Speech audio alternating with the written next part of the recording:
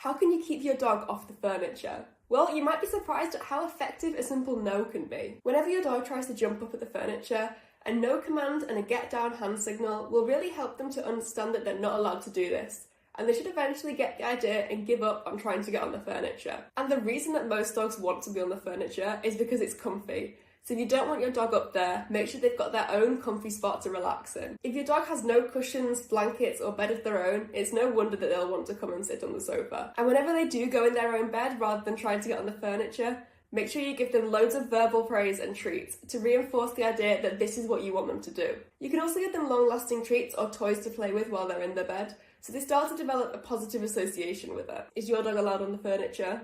Let us know in the comments.